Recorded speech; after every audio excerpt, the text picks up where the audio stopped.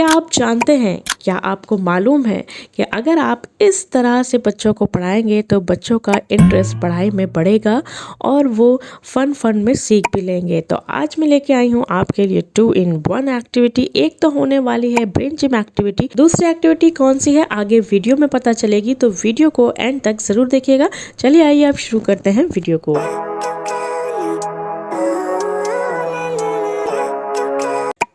Hello hi lovely moms and teachers, welcome back to the channel. तो इस activity के लिए हमने ले लिए हैं कुछ कलरफुल A4 शीट और इन पे हम ड्रॉ कर लेंगे फिशेस को। तो डिफरेंट कलरफुल पेपर्स पे हमें जो है ड्रॉ कर लेनी है फिशेस को और उसके बाद हम जो है कर लेंगे कट।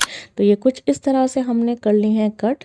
अब हम जो है इनकी करेंगे आउटलाइन। तो मैं यहाँ पे 3D मार्कर का यूज़ कर रही हूँ थोड़ी सी फिशेस को और इन्हेंस करने के लिए और खूबसूरत दिखने के लिए। आप चाहें तो नॉर्मल स्केच पेन्स का या मार्कर का यूज़ कर सकते हैं।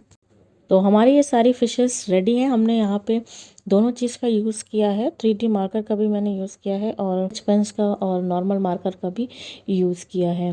तो अब हम ले लेंगे पेपर क्लिप्स। इस तरह की ये जो पेपर क्लिप्स आती हैं ये हमने ले ली हैं और इन पेपर क्लिप्स को हमें एक एक करके जो है वो लगा लेनी है इन फिशेस पे। तो चलिए आइए लगा लेते हैं।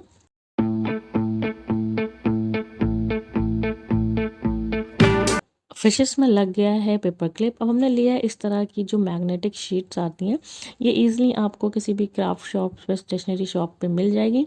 उसको भी मैंने कट करके इस तरह से फिशेस पे लगा लिया है। तो आपको जहाँ पे स्टिकी वाला एरिया होता है आपको वो नहीं स्टिक करना है, बल्कि आपको जो ऊपर का मैग्नेटिक एरिया है उसको सेलो टेप की हेल्प से स्टिक करना है। पहले मैंने इस तरह से स्टिक कर लिया था, लेकिन फिर उसके बाद मैंने जो है इसको सेलो टेप से स्टिक कर लिया। अब नेक्स्ट हमें ले लेना है थ्रेड। तो आप कोई भी थ्रेड ले सकते हैं। इसको मैंने 2-3 टाइम्स फोल्ड कर लिया है और पेंसिल में इस तरह से लगा लिया है। अब अगेन हम लेंगे ये मैग्नेट और जो इसका स्टिकी पार्ट है इसके ऊपर हमें जो है रख देना है थ्रेड। ये ऑटोमेटिकली जो है वो स्टिक हो जाएगा, लेकिन उससे पहले हमें नॉट लगा लेनी है और यहाँ पे हम इस तरह से इसको स्टिक कर देंगे। तो ये हमारा जो है बन के रेडी हो गया है। तो ये होने वाला है कैच द फिश गेम, लेकिन थोड़ा हट के होगा। तो हमारी फिशेस भी रेडी हो चुकी हैं। तो अब हम बनाएंगे इस तरह का डाइस। तो ये डाइस मेरे पास पहले से मौजूद है और इस डाइस में हमने वही कलर यूज़ किए हैं जिस कलर की हमने फिशेस बनाई हैं।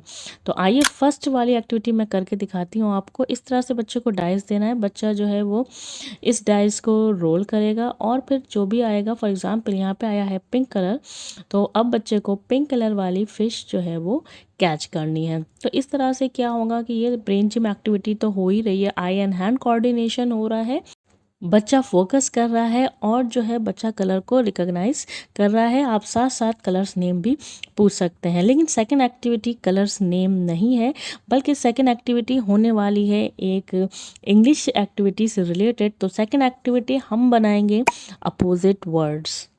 तो ब्रेन जिम एक्टिविटी तो इसी तरह आपको करानी है कि डाइस को रोल करना है, जो कलर आएगा उस कलर को बच्चा रिकग्नाइज करेगा और उसी कलर की फिश को बच्चा कैच करेगा और इस तरह से साइड में रखते जाएंगे। तो आइए बढ़ते हैं, अब हम सेकेंड एक्टिविटी को देखते हैं। अपोजिट वर्ड्स के लिए हमें क्या करना है कि इन फिशेस के पीछे हमें जो है वर्ड्स लिखने हैं।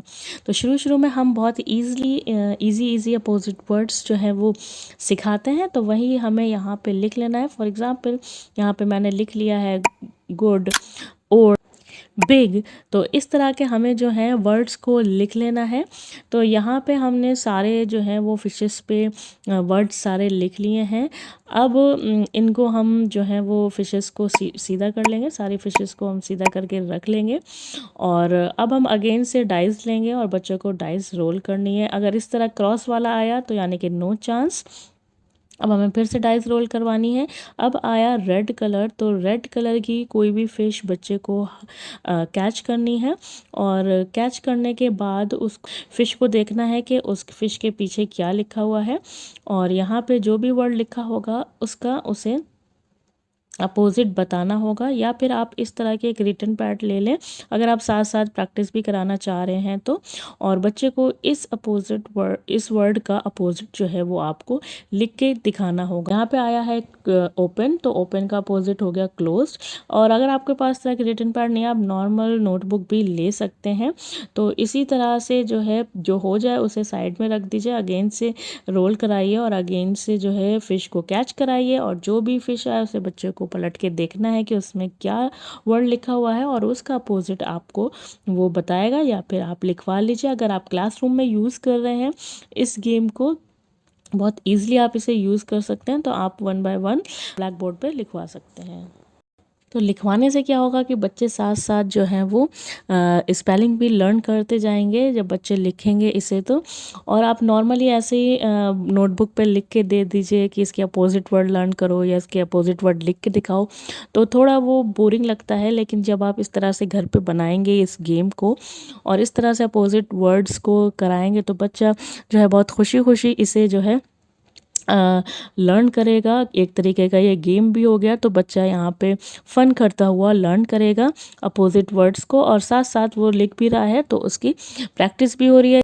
अगर बच्चा कोई अपोजिट वर्ड गलत बता रहा है या स्पेलिंग उसकी रॉन्ग हो रही है, तो पहले आप अपोजिट वर्ड बच्चे को बताइए, उसकी स्पेलिंग बताइए, वापस से उस फिश को वहीं रख दीजिए और फिर कैच करवाइए, और फिर जो है बच्चे को लिखवाइए। तो इस तरह से बच्चा जब बार बार लिखेगा, बार बार खेलेगा, तो उसे ऑटोमेटिकली लर्न हो जाएगा और जल्दी लर्न होगा और याद रहेगा बच्चे को। तो उम्मीद करती हूँ ये एक्टिविटी का आइडिया भी आपको पसंद आया होगा। पसंद आया है तो लाइक करना है, सब्सक्राइब करके बेल आइकन को प्रेस करना है। चलिए चलती हूँ, बाय बाय।